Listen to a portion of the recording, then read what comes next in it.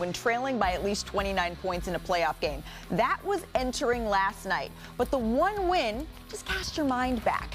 It was a young Shai Gilgeous-Alexander. His Los Angeles Clippers, they came back from down 31 against KD, Steph Curry, Klay, Draymond, and the Warriors in the first round to tie up the series 1-1. Remember Lou Will? He finished that game with a game-high 36 in that one.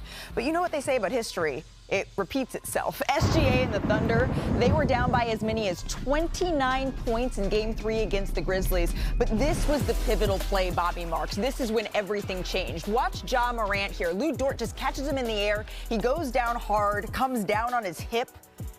And then there were some words exchanged here. Lou Dort said after the game that he didn't mean to. He didn't intend to hurt Ja Morant. Ja would miss both free throws, exit the game, and didn't return. Right. He slipped. I mean, listen, Lou Dort slipped on that, but that changed the game as far as that Ja Morant Might injury. change the series. You know what else changed the game? Chet Holmgren. After going 0 for 4 in the first half, he started to get buckets here, heated up really in the third quarter, Mark Spears. And see that little tracker at the bottom of your screen? Since Ja Morant went out, watch the Thunder start to roar. And we were at the Clippers game.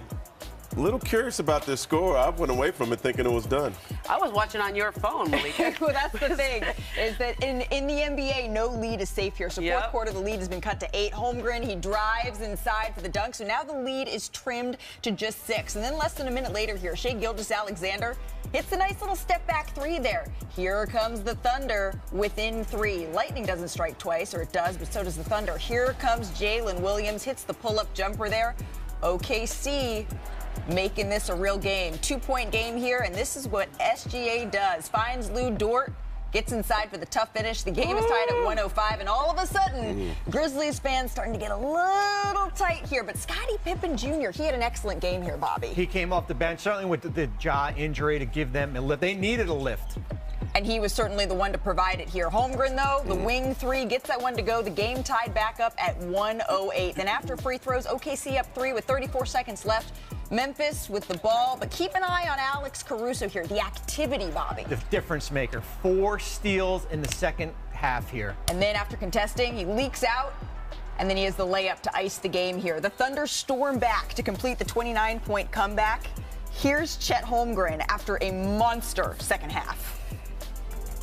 It's a team mentality. It's no one person. You know, everybody's voice holds the same amount of weight in that locker room, and everybody was saying something. We were all communicating, and then we came out and we cleaned it up. Just understanding leads are not, you're never as far or, damn, I want to say it. It's never as bad or as good as No, that's not what I want to say though. Like you're never too far, and you're never too far ahead or too far behind. Yeah, that's right. That's how we went into it and tried to approach it. It's just a good philosophy for life. Yeah. You're running your own race. You're not competing against anybody. No one is too far ahead or behind, or whatever philosophy J-Dub was trying to say here. But we do know this. Yeah. The Thunder completed the largest halftime comeback in NBA postseason history. Wow. They trailed by 26 points at the half in this one. They passed the Cavaliers' 25-point comeback against the Pacers 8 years ago, Bobby. What impressed you the most in this comeback? You know, it's funny. I was ready to use the E word today on the show. Oh. Embarrassing. Whoa. Because they basically got run off the court in the first half here. And #1 seeds that doesn't happen to them. And I'm going to go back to like the 90s, Michael Jordan, those Chicago Bulls teams, 72-win teams. That doesn't happen to them. But they are able to kind of figure it out. Of course, the Ja Morant injury, Alex Caruso in that second half, the ability to basically go small ball with this group here. The hardest part is that they did it on the road. Yeah. You see these comebacks, certainly we showed that clipper, they did it on the road. This was not Memphis coming back from 20 points down. So, to me, it's Chet Holmgren. 23 of his 24 points in the second half. And it started at the end of the first half. Ja Morant has this dunk, and Ja kind of gets into it with Chet a little bit. He bumps into him, and Chet, you can see his mouth. He says, don't start that. Okay, don't start swagger that. there. Yeah. How often do you have a guy who can lead your team in the postseason in three-point shooting and rebounds? Right. That is a dynamic threat, and every time he would pull up for 3, they'd run at him, and then he could drive to the basket. He's just such a weapon for them. Well, I talked to Lou Dort at the end of the season. I'm like, you guys are young, man. Y'all ain't got over the hump. Like, why should we believe in you guys? He's like, we're confident, but we're not overconfident in what we've done. Yeah. And you see their camaraderie, but that confidence they have to come back and still think that they could beat everybody at 24 years of age average, it's quite impressive. Yeah, and you know, for me, it's that it still feels like SGA hasn't had his patented game in this series, right? He had his lowest scoring output of the season in Game 1. He had a good night last night, but it wasn't very efficient. It feels like we're still waiting for that SGA patented performance, and that is what makes me say, okay, this Thunder team, they really could be for real. They take a commanding 3-0 lead. Last night, though, all of us, we were hanging down the 405. We were watching that Thunder game on my phone because we were in the building for the first playoff game ever at Intuit Dome here. So the Clippers taking on the Nuggets here. No. The wall, the horse heads, the whole shebang. I'm not sure what the jackets were about, but I'm sure there You know was what? yeah. I'm sure there's something to that, and I know there is something to this. Kawhi Leonard, the Clippers up 18, and then James Harden, he lays it That's in, way too plus easy. the foul. And a little flex on them, too. The Clippers go up by 20 here. So going ahead to the third quarter, 6:30 left to go. The Clippers up 19. Just take a look at the ball movement here, Ramona. I mean, Norman Powell, the Zoo, back out to Kawhi, back around. I mean, they are on a string. And you know, we talked about it pregame where Ty Lue said role players play better at home. Yep. Absolutely. And then Norm Powell takes it the other way. The Clippers up 24, and let David Adelman know.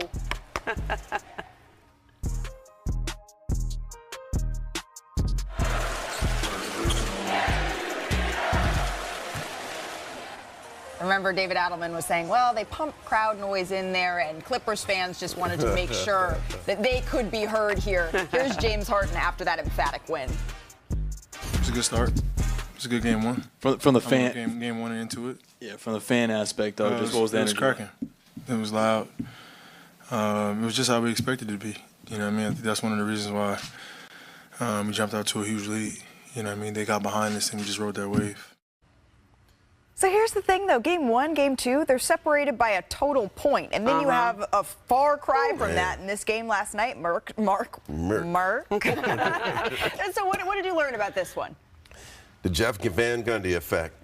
That defense that he's put in, that Ty Lue's put in, scary. Yeah. And you got one of the greatest offenses in the world that they've shut down. What they're doing is they're doubling Joker, they're doubling MPJ, they're doubling Jamal, and saying the rest of the Nuggets beat us. And they're not. They're also, look at this right here, they're closing the driving lanes, adjusting shots. They're basically, the Nuggets are in a position now where they have to shoot the first shot. And a lot of times they're not, and they're passing back out. It's in disarray. And you'll see Michael Porter Jr. here. He'll take a shot. He told me he didn't get any good looks the whole game. They've been playing some stifling, amazing defense. Yeah. And I'm worried about this team, man. Let's see if they have the heart of a champion. They got some injuries. MPJ, I don't know. Ramona knows some more about it. Like, he may not play Saturday. Jamal's hurting. Russ is hurting. Aaron told me he could barely jump right now. How much heart do you have left? After everything that's happened the last couple of weeks, Cancun sounds cool right now. Let's see if they prefer vacation or trying to fight back in the mile high. I think they'll find some fight. The question, I just don't know if they have enough. Yeah. I mean, at this point, Michael Porter Jr. had his left shoulder, and he told me he was at 20 or 30% last night. He was running down the court, and he was dragging his arm the whole time. He goes, remember when he tried to put on his shirt? Yeah, it took him a while. Yeah. And he said, if I'm going to try to play. Yeah. But if I'm going to be like this and I'm not really helping the team, I don't see what the point is. That's a huge statement. This injury that he has right now, this is a grade 2 sprain of that AC joint on it. It's a left shoulder, yeah, but you use your arm to do everything. And just being in that locker room, you could just feel this.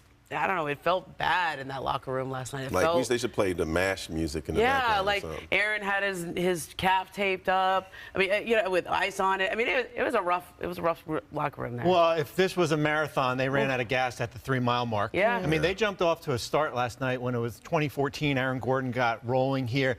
Where it changed, second quarter. Yep. 35-28 Clippers. Nikola Jokic comes out of the game. Yep. They go on a quick 7-0 run, and the ball game was over. And I don't know if they do have enough, because right now they're a wounded animal. Yeah. And you have to have a quick turnaround come Saturday. to get a split 3 p.m. start. Saturday afternoon to go back to Denver. And that's why I was a little bit confused. I wondered if David Adelman was going to pull his starters a little bit sooner in the fourth quarter, knowing that essentially you had a 36-hour turnaround in this. But something that is not lost on the Clippers, nor is it lost on the Denver Nuggets here, is they see what the Oklahoma City Thunder are doing. We were all there chatting with people after the game. They see OKC rolling through their first-round series. The depth of the Clippers was on full display. You talked about the double teams, but Zubac can guard Nikola Jokic on his own. And that sort of is helping the rest of the team kind of conserve their energy. They're so deep. We talk so much about the best player versus the team with a really, really good player, a Kawhi Leonard and James Harden, and the depth to support it. That is coming out here for the Los Angeles Clippers. Should we? The guy who usually gives Denver that juice when they don't have it, Russell Westbrook, turned his foot in pregame warm-ups and had to leave in the second quarter. So this is going to come down to rest. It's going to come down to health. And someone in the locker room, the sentiment was, we need a 41-point triple-double from Nikola Jokic in order to be able to win this game. That is asking a heck of a lot. But if anyone can do it, you know, the Lightning is coming. Still to come.